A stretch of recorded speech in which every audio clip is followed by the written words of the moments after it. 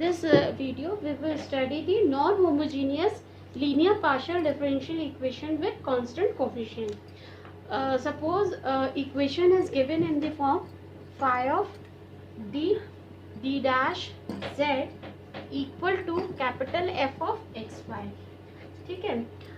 Now if the polynomial phi of d dash in d and d dash is not homogeneous, then this equation is known as a non-homogeneous LPDE with constant coefficient and its complete solution is given by z equal to CF plus PI. Okay, now first of all we understand the method for finding out CF. Number one, suppose first we have to resolve this phi of d dash z into a linear factors. No, suppose we have the equation in the form d minus m1 d dash minus a1 d minus m2 d dash minus a2 z equal to 0.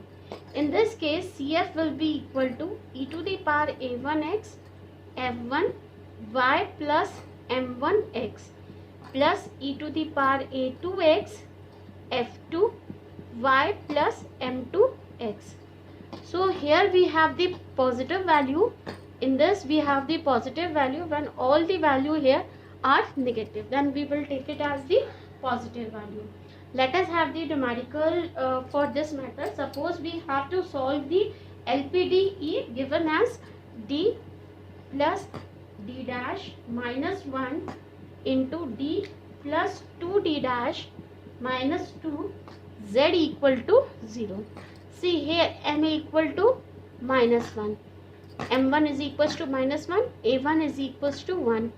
Here m2 is equals to minus 2 and a2 is equals to 2. देखो compare किया, क्योंकि यहाँ plus है तो m1 की value negative है ना, और ये दोनों नेगेटिव है तो a1 की और a2 की वैल्यू पॉजिटिव है.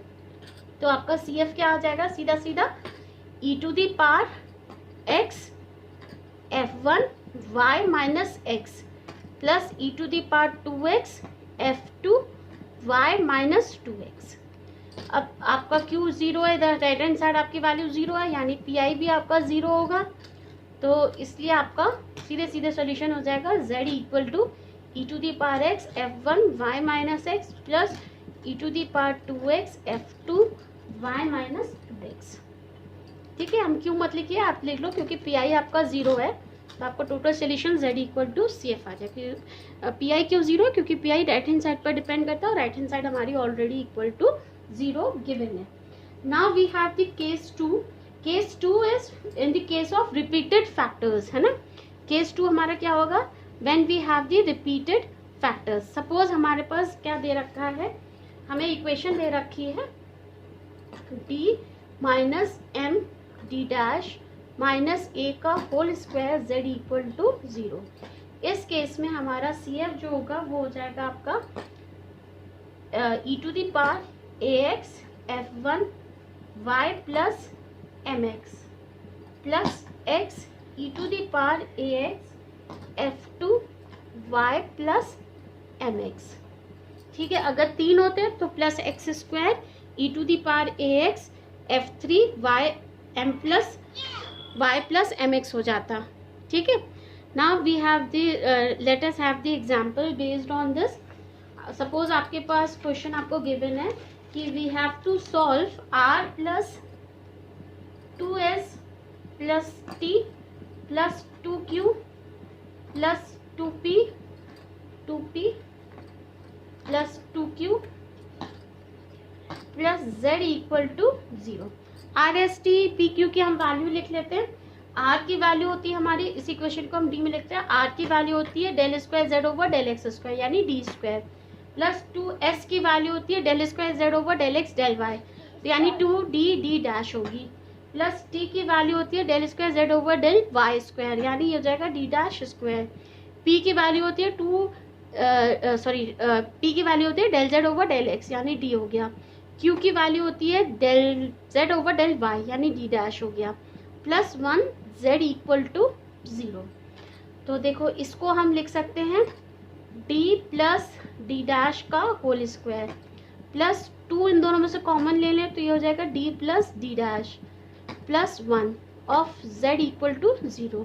तो देखो a square plus b square plus 2ab उसी फॉर्म में आ रहा है, तो हम इसको क्या लिख सकते हैं, a प्लस बी का होल स्क्वायर, यानी a d plus d dash plus b यानी प्लस 1 का whole square z equal to 0, है ना।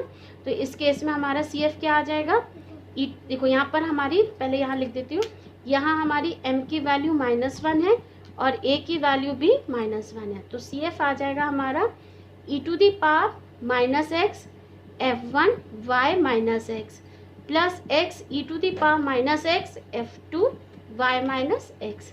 अब क्योंकि pi आपका 0 है, क्योंकि राइट हैंड साइड 0 है, तो आपका टोटल सोल्यूशन आ जाएगा z equal to e to the power minus x f1 y minus x plus x e to the power minus x f2 y minus x. ठीक है, now we have the another method C। Third method, case third है, when आपका जो होगा number 1 क्या था, when you have the distinct factor form, number 2 is when you have the repeated factors, now number 3rd is when this phi of d dash cannot be, ये number 3rd है, cannot be factorized into linear factors।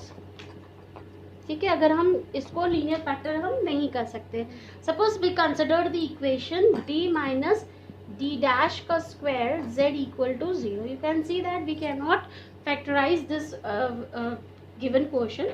So in this case what we will assume, that the trial solution of the given equation is z equal to a e to the power hx plus ky, ठीक है, where a, h and k are constant. Now we find the value of dz and d dash z.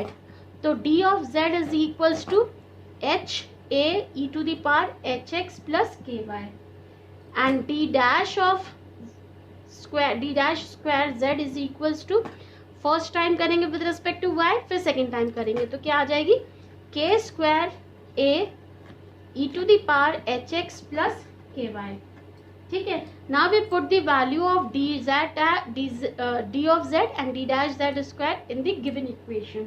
So we get the equation in the form a h e to the power hx plus ky minus k square a e to the power hx plus ky equal to 0। आप यहाँ से common ले सकते हैं a e to the power hx plus ky, तो आपको bracket में मिल गया h माइनस के स्क्वायर इक्वल टू 0। ठीक है, when h minus k square equal to 0 implies h is equals to k square, then your equation will be, then this, you consider this equation as your solution, then the solution is given in the form z equal to a e to the power, now put in place of h k square, तो e to the power k square x plus ky. This will be the CF for the above given equation. So let us do the numerical based on this method also. Suppose we have to solve the equation.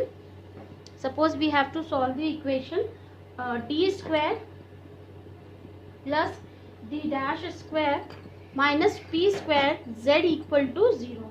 You can see that this equation cannot be resolved into linear factors in d and d dash.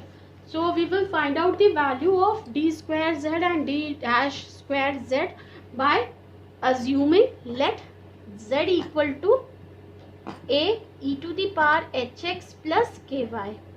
तो आपको पहले d square z की value निकालनी है, तो d square z की value कितनी हो जाएगी, a h square e to the power hx plus ky and d dash square z की वैल्यू क्या हो जाएगी, a k square e to the power hx plus ky। अब आपने ये दोनों वैल्यू इसमें रखी तो आपको इक्वेशन मिल गई, क्या मिल गई, a h square e to the power hx plus ky है ना, plus a k square e to the power hx plus ky minus p square a e to the power hx plus ky equal to 0। आपने common क्या ले लिया, a e to the power hx plus ky, तो bracket में बचा आपका h square plus के square minus P square equal to 0, है ना। ये वैल्यू मिली, तो आप इसको ऐसे लिख सकते हो कि इफ एच स्क्वायर प्लस के square minus P square equal to 0 implies H square plus के square equal to P square. तो आपका सी एफ जो होगा that will be equal to summation A E to the power H X plus K Y, where आप mention कर दोगे H square plus के square equal to P square, ठीक है। अब आपका सिंस पी आई 0 है ना, तो टोटल सोल्यूशन आप लिख लोगे z equal to summation A E to the power H X plus K Y, where S H square plus के square equal to P square. This will be the answer. Okay, now we will do the next in this we will use the method to find out the pi for non-homogeneous linear partial differential equation. In the next video we will study the pi of the non-homogeneous LPDE with constant coefficients.